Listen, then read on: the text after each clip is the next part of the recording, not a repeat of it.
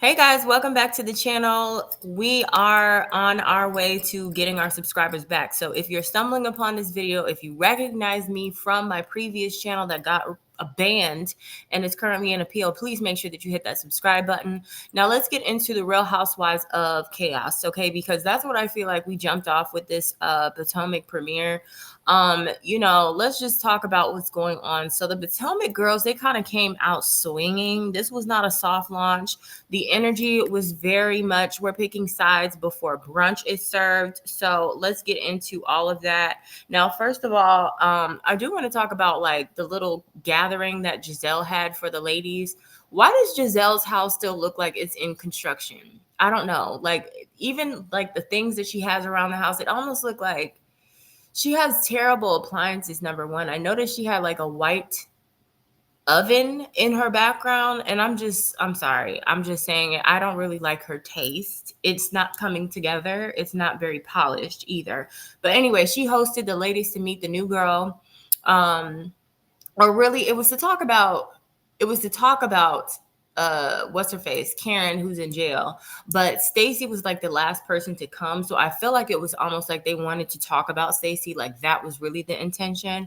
And they immediately started grilling her about her personal life like a pack of investigators. Okay, it was giving hypocrisy. Now, what was also strange about this situation is the fact that I feel like, wasn't there a moment that Gizelle had a situation where people were saying that she was paying somebody? Was it Sherman or somebody else? Somebody let me know in the comments. Didn't she kind of have a similar situation? They were trying to go in on Stacey about TJ. Now, we all did not like TJ, but it still isn't really clear about what that case is. Okay, like he's apparently suing her because he said that she was going to pay him a portion of her check. Now, there could be some little, discrepancies there. Maybe she did promise him some money. But even if she did, that's her business. Number two, maybe she promised him money, but not necessarily from the check that she got from the Real Housewives of Potomac. Maybe she was speaking into existence her own future divorce at the time and was telling him that he could get a portion of it or something like that. Or maybe he just assumed that he would get paid for it because of the fact that she's on a show, a large network show. Who cares? Either way, TJ is annoying for even doing this. Now, if Stacey doesn't want to talk about it, I feel like that's also her business and the lady should just move on. Okay? She tried to handle herself like a queen. I mean, even though she walked out of there, ooh, child, no booty, nothing. She burped on her way in on the driveway. It was kind of like, okay. But I do feel like that she is trying to maintain a certain level of privacy for the sake of her child. And she doesn't even need to explain that. Okay. We saw her sit down with her husband. Fast forward a little bit. I'm going to jump around, but she had like dinner with her husband, and you can kind of see that there is some kind of like hope there. They could be trying to rekindle something, and she doesn't owe it to the women to explain that. I feel like she's doing the right thing. Maybe, they jumped the gun as far as the divorce was concerned. Maybe they thought that they were at the end of the road, but she doesn't have to explain every move, because again, what if they end up going back to being divorced? Then all of those things would have to just kind of go back in motion. So like I said, I'm not mad at her for doing that. Now, let's move on to what's her name? Kay. Okay. So Kay, I feel like with Kay, she's starting to get on my nerves. One, the fact that she moved out into her own space, I was happy about it. I felt like that was the right thing to do. Um, and I think she had mentioned in the reunion this whole rekindling moment where she went to Jamaica with Greg, but she brought it up again. So there can't be any major developments in the relationship as far as I'm concerned. She said, oh, he said something about like, oh, do you want to talk in Jamaica? No, sir, we can talk over the phone. Now, if you want to send me to Jamaica with me and my friends or something like that, that's a whole nother situation. But you and me don't need to, I just kind of feel like he's trying to manipulate her in some way. Like now he sees the benefit of her possibly being on the show and wants to somehow capitalize on being associated with her, even if it means he's not on camera. But I think she's winning she's kind of she's going to end up regretting staying with him. Okay. She kind of comes off as someone who's very weak, also. The way that she approached the whole situation at the second bloom party for Ashley kind of really left a bad taste in my mouth first. Well, actually, it started at Gizelle's party. Gizelle's house, when she had said something about like, either she was talking to Stacey and she was coming at her too hard. And I was just like, you're still the new girl. Like, the way that you're coming in, it's a little too hot for me. And then Ashley's party. Ashley's party was also a second moment for me where she put her hand in Stacey like, hey, I'm here too. Like, do you need the approval of these women so bad that you need to be like doing something like that rude? I wouldn't care if a woman didn't decide that she wanted to interact with me or acknowledge me or whatever. We would keep it pushing at the end of the day. Like, her putting her hand in her face was just a little bit too much. And she tried it with Stacey, but I do find it funny that she wouldn't do it with these other women. Then she went and did something with Wendy where she sat in the middle of the conversation with Gizelle. Mind you, she came into their conversation that they were having, and Wendy was already in conversation saying something about her dress. And Kay was like, that's rude. You need to like basically acknowledge that I'm sitting here. Like, girl, shut up. We don't have to do anything. You're the one who's you're interrupting our conversation, number one. Then she basically made them cut it short and asked Gizelle to leave so she could have a moment with Wendy, where she's explaining to Wendy that, oh, you didn't say hi to me at your event. And why didn't you tell me that you were speaking at the event? Bitch, I don't have to tell you anything. I don't owe you an explanation about anything that I'm doing. And it's almost as like she wants these women to mother hen her into the group, like take her under their wing or something like that. It's like, that's not how this shit goes. This is television. Number one, you're supposed to be able to hold your own, carve out your own space and make it do what it do. Like, this whole, like, I need to say hi to you. You need to say hi to me every time we go somewhere. I get it. She's trying to act like, she's calling something out and trying to hold Wendy to a certain standard or accountability, whatever, but that's not your job. Again, I don't like Wendy either. I don't like Wendy. I don't really care for her. She can get off the show for all I care. But at the end of the day, it would be crazy to think that you expect any one of these women to make the whole situation about making you comfortable so that you can have a space on the show. You have your friend Angel, which, by the way, I think I really do like. I'm gonna like her. I'm not too sure about Tia, though. I feel like Tia is kind of like, like, I kind of like the vibe.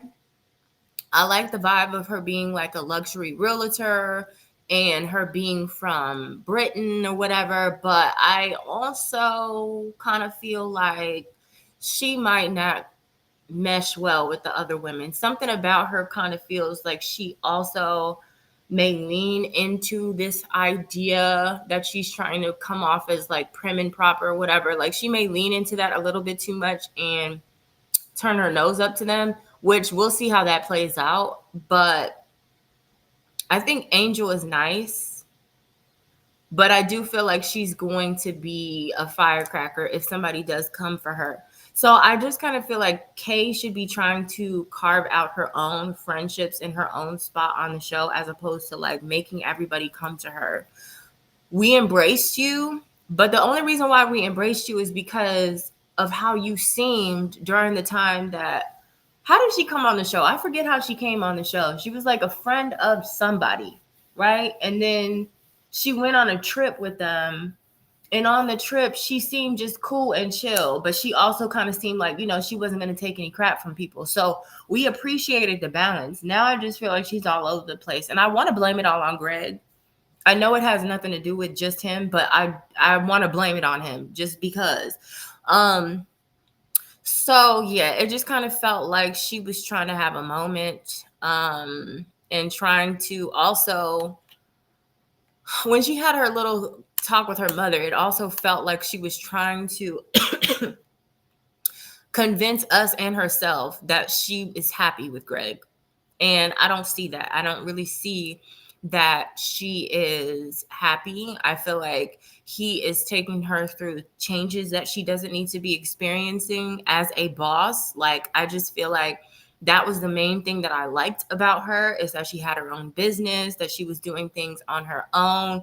She had her own, you know what I mean? Like, and then this guy came in the picture and it almost felt like she was eager to become a housewife by any means necessary, even at the detriment of her own well-being. So I'll never really support that type of situation. But I do want to say this about Ashley. So Ashley's little second bloom party, which was funny. It was kind of like hysterical, the fact that she was like mixing Bridgerton with like other weird elements. And then it was like a debutante kind of moment. It felt like, if you've ever had a cotillion or know what that is, you'll know what I'm talking about. But it was kind of funny. So I am happy for her that she got her little 20 million settlement, which it's really not 20 million, right? Because somebody let me know in the comments, but don't you have to pay taxes on stuff? Please let me know.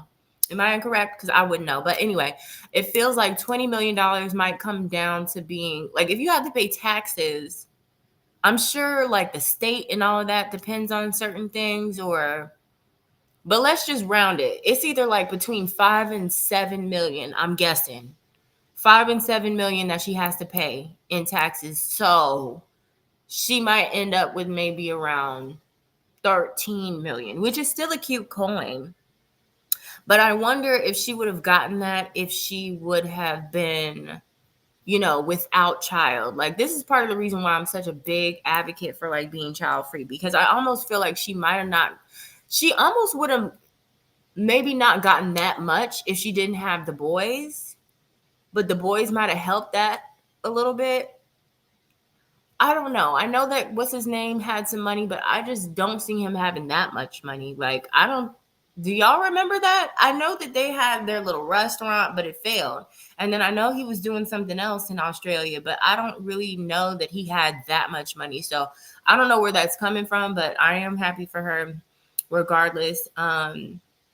So that's good that she kind of has to, or she's going to be ending the whole situation on a good note. What else? I feel like that's pretty much it. I mean, Potomac kind of came out swinging, like I said. There's some fake friendships that could be brewing in the background. The private life situation, there could be things that are. I feel like there's something else going on with Gizelle.